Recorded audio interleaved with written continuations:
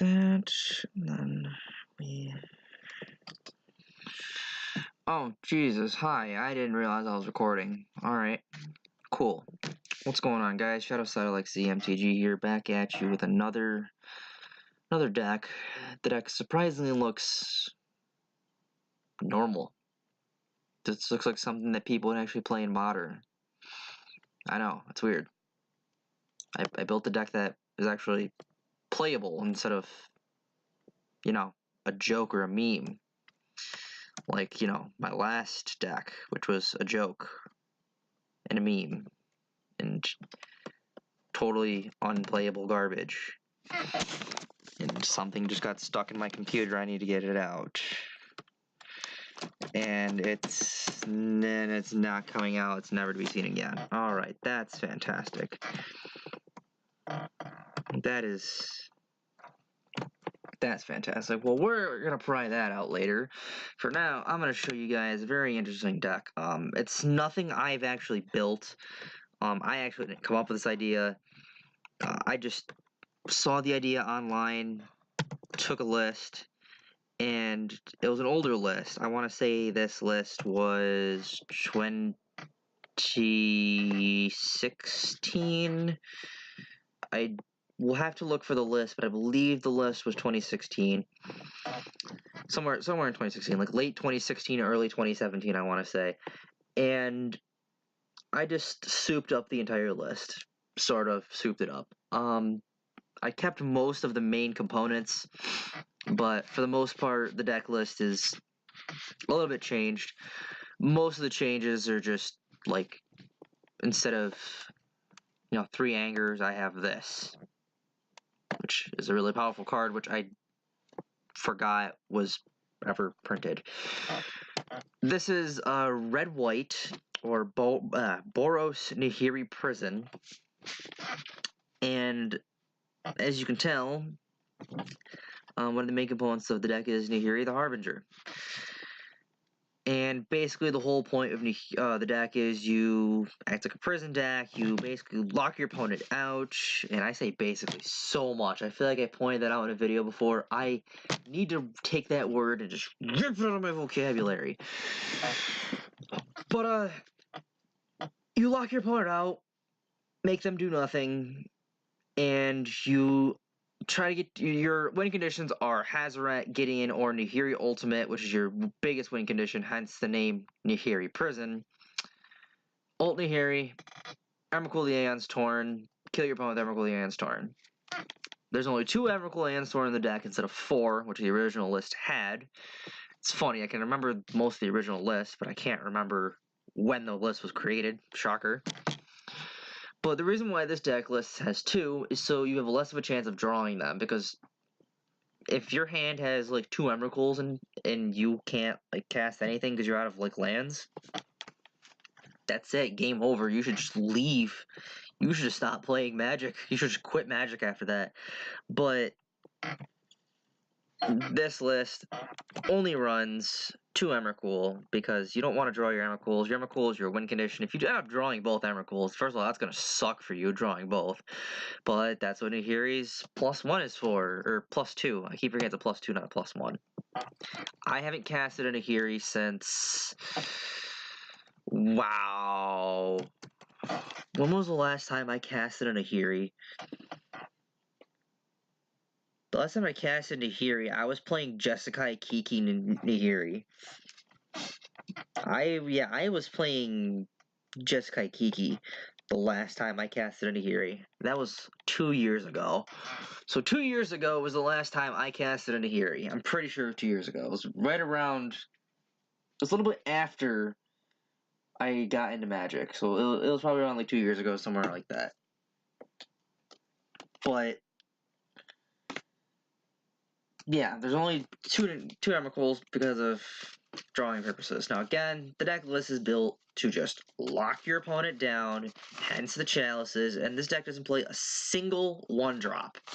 The original list played like Lightning Bolt and Path. This list doesn't play a single 1-drop, so you don't have access to Path, which this deck probably should get access to Path at least.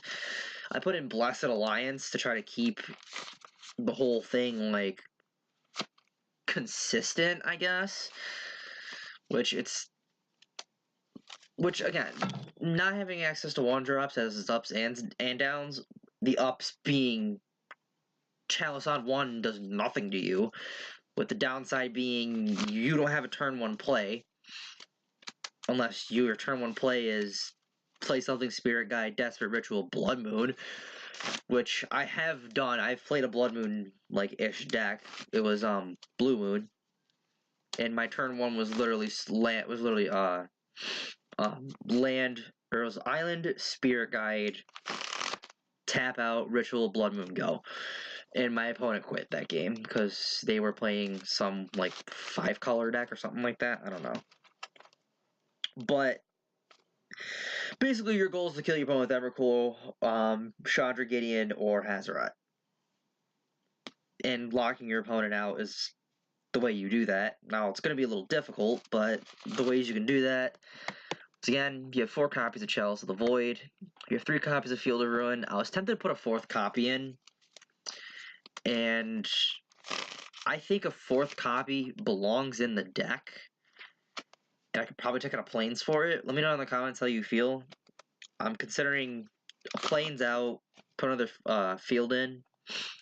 The only reason I'm only running 3 is because you want to invest your resources into different things. And I think investing your resources into something like Field of Ruin is just kind of a burden sometimes, when you could be investing it into something like a Helix or a Blood Moon or a Hazaret activation. But anyways, your 2 drops are basically Ritual and Lightning Helix. Ritual is basically to help you turn 1 or turn 2 Blood Moon your opponent. Nothing really much besides that. Or if you only have 2 mana and you need that 3rd mana to anger, Ritual Anger does that too. 4 copies of Blood Moon, which you're almost always going to side out if your opponent is basically playing a red X or a 3-color deck, but they are very good against Blood Moon. I was considering putting Alpine Moon in the deck, but again, 1-drop. 1-drops are bad. 1-drops are evil in this deck. At least in my opinion, 1-drops are evil in the deck. And the card I forgot was printed. Deafening Clarion. When you cast it, you choose 1 or both. Deal 3 to each creature, so basically anger or creatures control gain lifelink. So basically, you can have a 5/4 indestructible haste lifelink. That's pretty insane. Ensnaring Bridge. Ensnaring Bridge is essentially... The way I describe Ensnaring Bridge in this deck is your, oh crap, the Nahiri plan isn't going to work because my opponent is playing an aggro deck, or my opponent's playing this, or my opponent's playing that. Here's what I'm going to do. I'm going to cast the Snaring Bridge and hope it doesn't get destroyed and kill them by unconventional means. Whether the unconventional means is, you know, sit there and just tick up Nahiri, sit there and wait for a Chandra ultimate, and then kill my opponent with a Chandra ultimate, kill my opponent with a Hazaret activation, screw off, update, I don't care about you. Oh my god, that was just horrible, horrible timing. And if I was to show you guys the blooper reels, that's happened so many times. So you know what? That's gonna stay. That's a free blooper courtesy of me. Congratulations, you get that blooper for free. Where was I? Yeah, Ensnaring Bridge. Ensnaring Bridge is basically a stall tactic to get the Chandra ultimate off, or just burn your opponent with Chandra +1s, which Chandra Torch of Defiance, my favorite card, also some of my favorite art, for sure. Why is it my favorite card? In case you don't know the whole story about me and Chandra, the story goes, my first ever Planeswalker I pulled was a Chandra. And I was very, very, very happy about that. And I'm like, oh my god, you know, this card's really good. At least I felt it was really good. Chandra Pyro something, I can never remember. I cannot remember for the life of me. I believe I have it right in front of me right here, actually, though. So I'm actually going to go check and look into that. But while I'm at it... Oh, no, it's not on my front page. Interesting. So it's in a deck, isn't it? Huh. But anyways... Chandra was one of the first planeswalkers I ever pulled. And it was actually my first booster pack I've ever opened up, which made it even more special. So, for the longest time in the world, and I guess you could technically justify still to this day, I devote my life to Chandra being the planeswalker that I essentially worship, except not really worship, but my life at one point revolved around Chandra. That's all I'm going to say. And I guess you could say it still somewhat does, although it's not as bad as it used to be. And when I say as bad, I mean, wow. Let's see. I own almost every Chandra accessible. Chandra Funko Pop. I'm gonna move on from this, actually, before I embarrass myself. I'm actually turning red just thinking and talking about this. What else can I talk about? I mean, Gideon of the trials. Basically, you can make it so, hey, now not only can I not lose the game as long as I have Gideon in play, but now you can't win that game. So I can't lose, you can't win, and you're flipping your opponent off the table, and they're probably breaking your finger because you flipped them off. I'm just saying, I don't recommend flipping anyone off while you're playing Magic, especially me. I do get a little intense when I play Magic. If you don't get intense while playing Magic, you're God tier, or you're a pro. You're just a pro, you're God tier at Magic. Spirit Guide is basically your way to cast stuff faster, quick mana. Hazoret, alternate win condition, easy 3 of. Hazoret was originally a 2 of, but I'm like, you know what, we're gonna make Hazoret a 3 of, and we're gonna take out a ritual. And I think Hazoret as a 3 of is more than fair. You're getting your big win condition to Nahiri, which you can see in the top left-hand corner of your screen, what she does. Nahiri is very good in case if you do end up drawing your Emrakul, you can just discard it and then draw a new card, which, if you don't know, what Emrakul states is that if it's put into a graveyard from anywhere, its owner shuffles it into their library along with their entire graveyard. So basically, okay, discard it. Time Twister. It's basically Time Twister, except you're not drawing cards, except the one card off Nahiri. And again, I would run 4, but running the risk of drawing 4, which back when I played Kiki Nahiri, I did have 4 Emrakuls in the main deck, and I shaved that to 0 just to make the combo more efficient, because in case you don't know, Kiki Jiki Restoration Angel, or Kiki Jiki Pestermite, I ran Restoration Angel because the deck was originally Boros, but then I moved to Jeskai, and then I ran Pestermites, Deceiver Exarchs, and a 1-of Angel.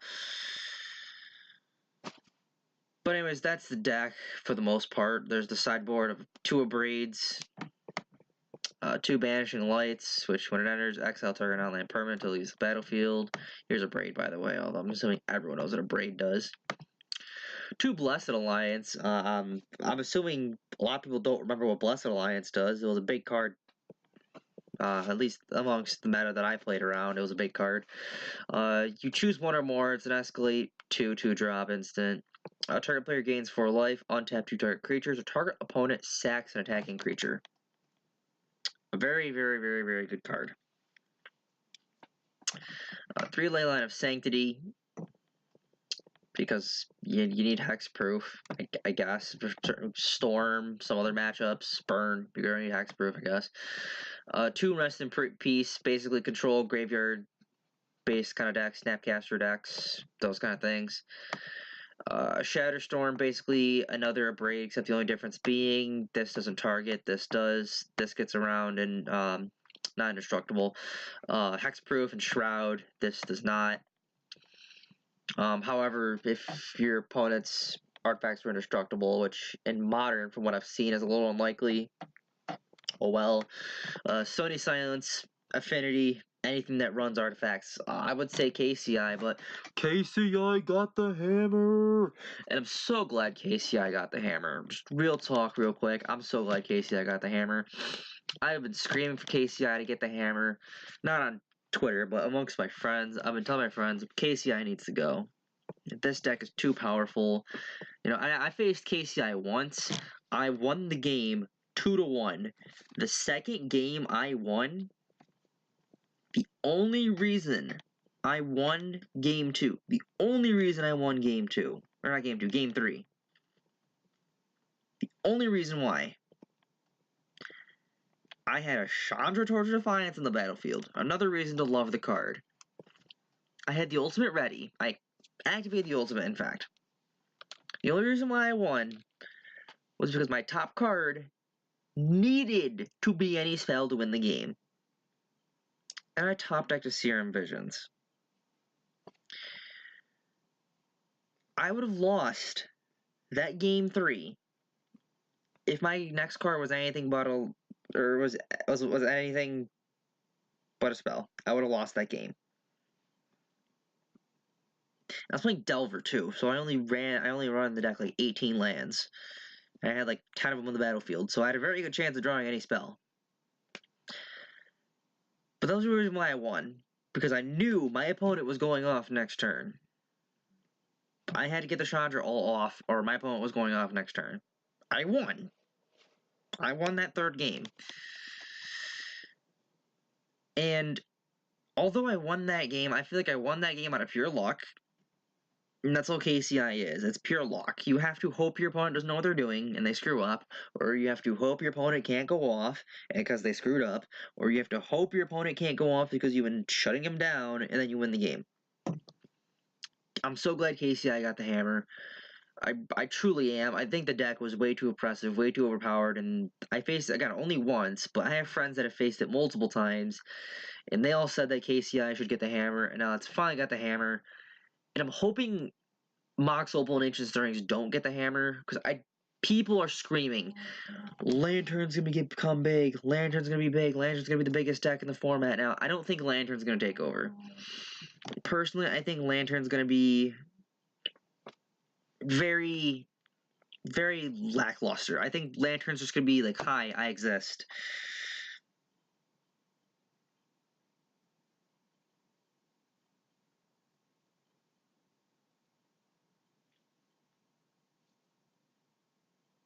Sorry.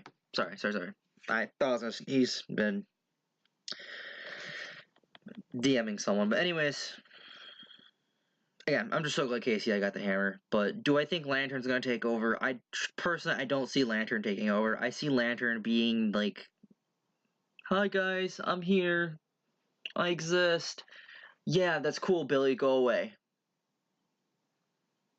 Like, Lantern is gonna be Billy sitting out there all on his own and just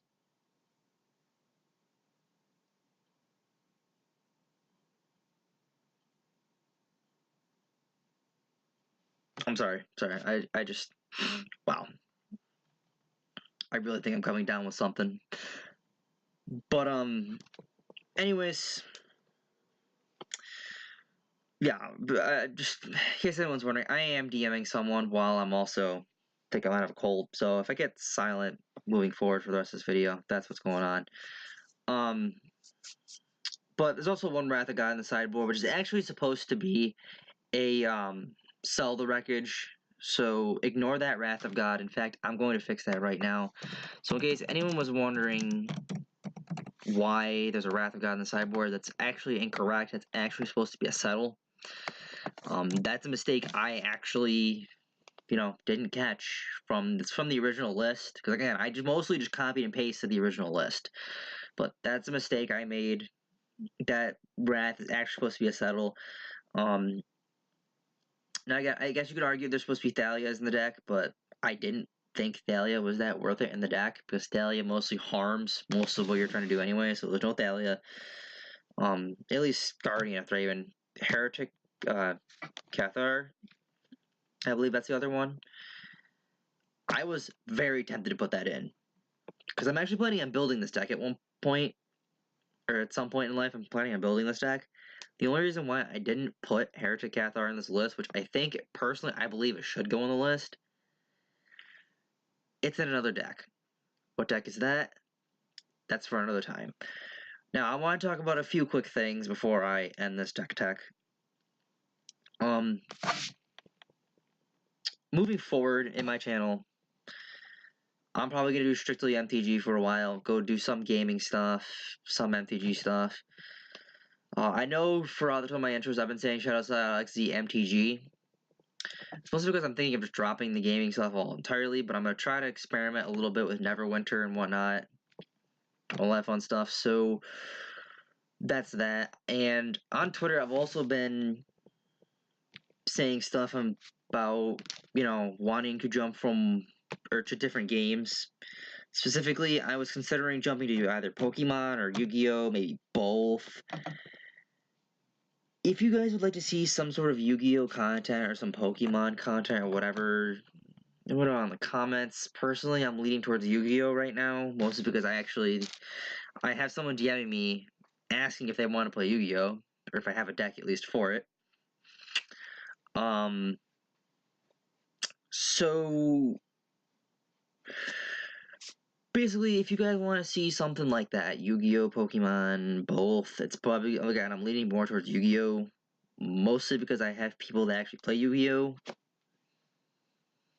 and those people actually seem very chill. But if you want to see some Yu-Gi-Oh! Content or whatever, let me know in the comments. I'll put up some Yu-Gi-Oh! Content. I'll definitely do some stuff with Yu-Gi-Oh! If you want to see it. If you want to see me, get my ass kicked in Yu-Gi-Oh! Because I don't know what I'm doing. I'm actually still learning the game. Let me know in the comments. I've only played one deck in my life. Pot of Greed, Pot of Greed, Pot of Greed. Up, Exodia, I win. That was literally the only deck I've ever played in Yu-Gi-Oh! I wish I was kidding about that. But the only deck I've ever played was Exodia. And it played, tons of banned cards. All that fun stuff. It was just great. Great time. I did a lot of practice with it, faced one of my friends and ambushed him with it. I told him, I'm playing this, I'm playing this. I changed the name of the deck. I'm playing some weird, funky Blue Eyes deck. I'm playing some weird, funky Dark Magician deck. I'm playing this kind of deck.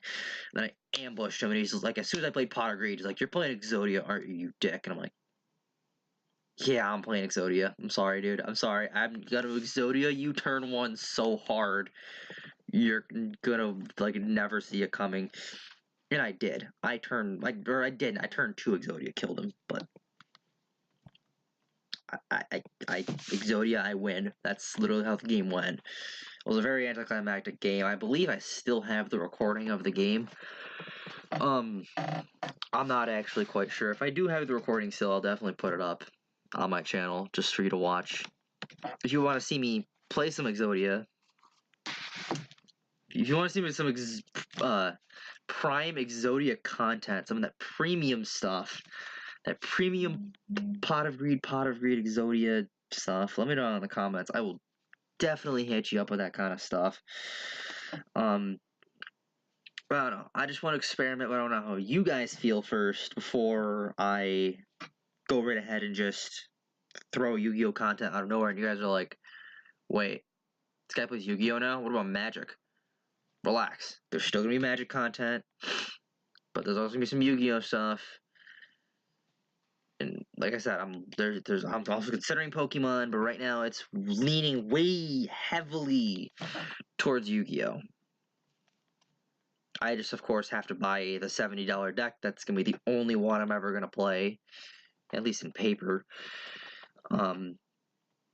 Yeah, I don't think I'm gonna spend more than $100 on Yu-Gi-Oh! Considering I have to spend $600 on finishing my Narset list.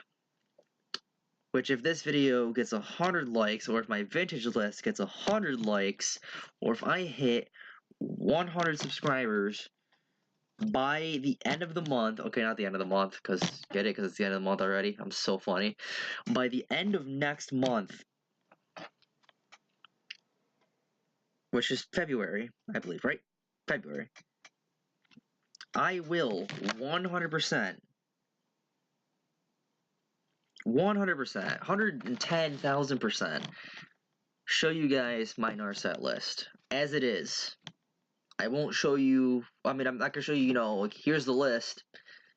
and then sit there behind, the camera and like, this isn't the list. I actually play this, and this in the list. Now, I'm going to give you the entire list, main deck, sideboard, the entire list that I'm playing at the time. Because I am thinking of changing the list up with some of the new cards that have come out since like Guilds of Ravnica, because I haven't updated the list since Guilds has come out. But I'm going to look through those sets, look at the modern meta, and then adjust my deck accordingly. So if you want to see that list, again, it's 100 likes on this video, or 100 likes in the Sultai Depths video, or 100 subscribers. That list will be uploaded as it is at the time, right away. And also, one more thing I want to point out. It's something that I probably should have pointed out like ages ago. I know I have a logo, like a little profile picture, but it's a little heart, and it lists a bunch of like things that I consider achievements, which aren't really achievements. But I don't have my own little, background picture, whatever you want to call it. There's a reasoning behind that. I've tried so many times. I've made my own designs. I've tried so many times to put one up. And no matter what I do, it's always, oh, it's too small, or the one I got to work would work. I could not adjust it to the way I wanted to adjust it. And with the software I'm using, it's just painful. It's just too much work. So, it's something I feel like I should just point out, because why not? I really don't care necessarily, at all, but I mean, I do care, but if you're wondering, that's what it's all about. And if you're wondering what my picture's all about, that's actually getting changed very soon, is basically the moral of all of this. That's actually getting changed soon. I got nothing else to say, really. This has been White Red Nahiri Prison, Boros Nahiri, whatever I called it earlier. I'm getting tired, and I'm about to go play some Yu-Gi-Oh! For a little bit. I don't know. Maybe I'll live stream it. I don't know. See you guys later. Peace.